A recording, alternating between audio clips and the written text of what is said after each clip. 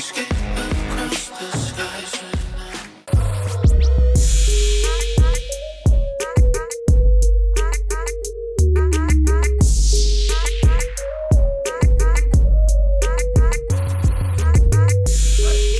up, guys? Welcome back to the channel. I'm Justin Davis, and today we're going to get started with a couple things. Now, first, happy 4th of July. Tomorrow is 4th of July, by the way, if you're watching this on Saturday. Today is Friday, it's July 3rd, and we're going to unveil the logo today. We're going to unveil the new Drone Camps RC mascot logo. Super cool. I worked with a designer to implement my vision and my dream of what it should be, and kind of have some fun with it as well, and make it look fun. So we incorporated half of this logo, and I'll just go ahead and put it up on the screen here. Half of this logo is my regular happy-go-lucky personality. You guys have seen it on YouTube, and I think that side of me is more like slow flow, kind of cinema, easy flying, Sunday flying, if you will. Justin Davis side, and then the other side, the flip side, my alternate personality is probably my freestyle FPV personality, when I'm really wanting to get on the sticks and smoke a battery, and that is going to be now known as Ghosty FPV. So I finally have a pilot name after all these years, but you guys can still call me Justin Davis because everyone knows me as that, obviously, but I've never really needed a pilot name. I just go by the same thing. But Ghosty is kind of fun because he is definitely my alter ego, and now I have a name for it, and I have a visual for it. So you might see Ghosty pop up in some of the videos coming up. We will do two sides of a quad review. We will do the Justin Davis side, and then we'll get Ghosty's opinion on this as well. So any of the quads that we review, there's always a freestyle factor involved. So we're gonna bring that into the video this time. So sort of a slow, easy, chill part of the review with the Justin Davis format, and then we'll go to the Ghosty FPV side of things. So that is a fun new thing for the channel, and the logo's quite awesome. So I gotta say props out to my man Brandon for finishing that up for me. He has done hundreds, maybe thousands of logos in our industry already. So he is one of the top professionals and one of the most sought out logo designers in our industry. If you're looking for an awesome quad FPV logo, look up Brandon DeLong. He is the man. So props out to you. You did an awesome job, Brandon, and I appreciated working with you. It was a lot of fun. So hopefully all you guys out there really like the new logo. And enough about the new logo. It's just awesome. I love it. So and we're going to start seeing that a lot more in the video. So today we're going to talk about the Q6 Nano. This is ISDT's new micro charger, and this little guy is so lightweight. This is so much lighter than the P30 that we talked about yesterday or a couple days ago. The P30 was like 700 grams, and this one on the scale by itself is 115 grams. That's crazy. So it is so much lighter, but way more portable. It charges up to a 6S battery, and this thing's like 28 bucks. So let's go ahead and take a little closer look at this Q6 Nano on the bench, and then I'll give you my final opinion about this little ultra portable travel charger on the bench or out in the field. Here we go, Q6 Nano. All right, guys, this is the box you get in the mail, and I think this one is a pretty good price. 28 bucks is not bad. It does have a voltage range of around 10 to 30 volts. That is just hooking up any type of external battery source. You can also power it with an AC outlet if you use the ISDT power adapter. It has a little XT60 on the end of it and just plugs right into the DC in port, which is pretty cool. And then you can plug it into the wall. It will handle that voltage. So the max input current is around 9 amps. We can do a charge current up to about 8 amps. So, and this one's also 200 watts. So that's the box. And then this is the charger right here. I showed you it before, but we have a USB port on the side for firmware updates, which is cool. We've got our XT60 there for input for whatever type of battery. Honestly, you could charge up, you can use a 6S all the way up to a 6S. I usually use one of my 4S like 1300s or 1550s. This is the new All Line series. This is Jerry over at G&B, started a new company. Very nice looking batteries. We're going to test these coming up on the channel, but all you have to do is just simply plug it in on the side, and then you've got power, and you've got this little tiny screen here. The screen, I feel like, could maybe be like a little bit bigger. I wish it was kind of just a little bit bigger, but it gives you all the information that you need here in kind of this compact format. Now we don't have a wheel here for this one. We have this sort of up down push button here, and let's just go ahead and see if I can get into it and start navigation. That looks pretty good. I can go up to the task, I can charge here, I can change the chemistry of the battery, and that's LAHV, LIPO, Lion, LAFE, PB, and nickel metal hydrates, or cadmium. Let's see, and then the back button, let's see how we get back. Long press, yeah, long press on the button will get us back. Condition 4.35 volts. Now that was HV, so we want to change back to LiPo here.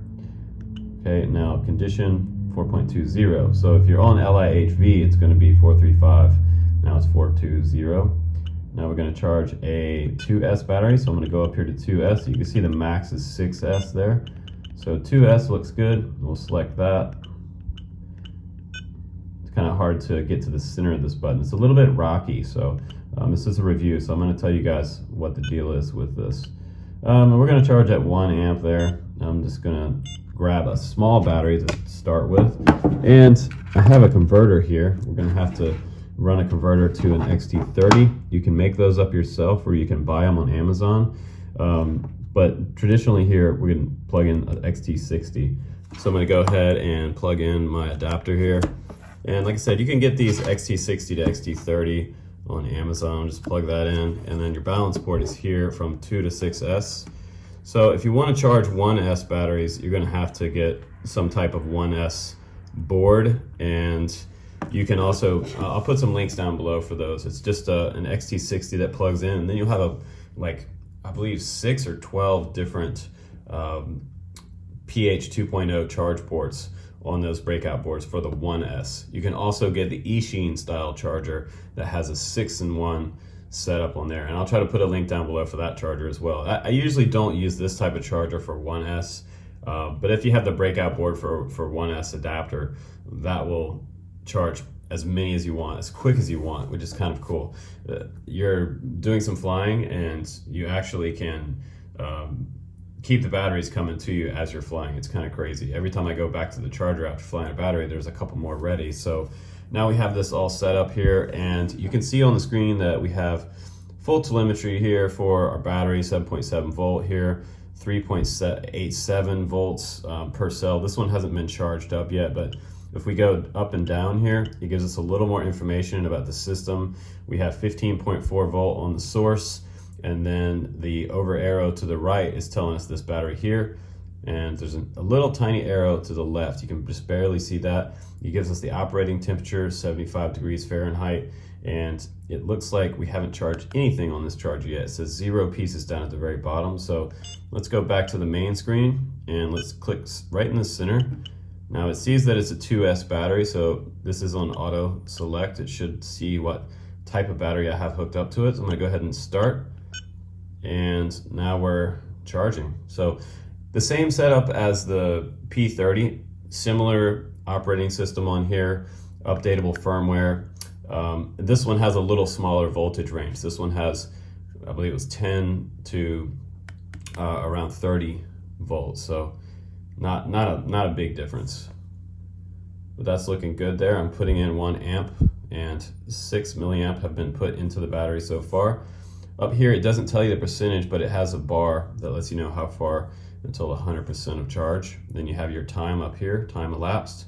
And right here we have our current cell voltage, which is cool, 3.93, 3.94, and it will balance those out. I'm just gonna go down here, and you can get even more information, cell IR here, and system info. So if your charge battery gets low, you definitely want to take this off and recharge that with the wall adapter, if you have a wall adapter, which I recommend. It's nice to have that just in case you need to bench charge. But this one could be a bench charger if you really wanted it to. It's kind of compact and small, and it's cool because it does charge up to a 6S battery. So $28 I think is pretty foolproof here. And now if you long press on it again, right in the center, it'll stop. Okay, and start again, long press, and it stops. We can take this battery off, and you could also charge your 4S1300s on here with the larger XT60 if you want. But that is pretty sweet and pretty simple. All right, guys, that's pretty much the basics of the Q6 Nano. This one's gonna be my budget charger of choice right now. $28, it's small, lightweight, compact, and it pretty much does any battery out there. Most of you guys don't have 8S batteries, so from 2 to 6S battery and 1S batteries with the 1S breakout board. So that is a really nice option for guys looking for their first charger or something just lightweight to travel with.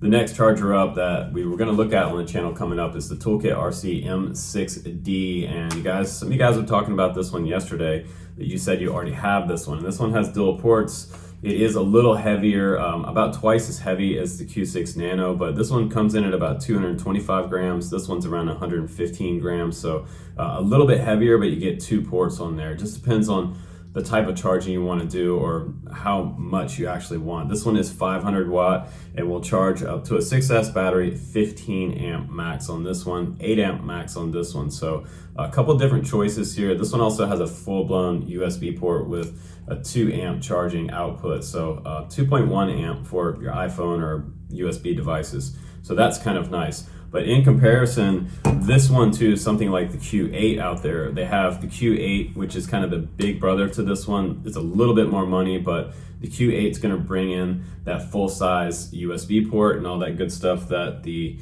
M6D has, but it doesn't have dual ports. You can use a breakout board on that one, but you're going to get a little bit bigger screen. You're going to get 500 watts, up to a 30 amp charge or 20 amp charge rate on that one. And they also have the Q8 Max. The Q8 Max is 1,000 watt and up to about 30 amps. So I will put the links down below. You guys can check out the specs, but this is probably the easiest and best one to start out with. And I'll put some links down below for some of those breakout boards I told you about, the 1S breakout board and the XT30 and also an XT60 breakout board. So you have all your bases covered with this little charger. But thanks again for watching my reviews, guys, and enjoy the new logo. It is a new year, new logo, and crazy times, guys. Be safe and be careful out there this weekend. 4th of July weekend. Happy 4th of July, guys, and have fun out there. I'll see you on the next one. Bye-bye.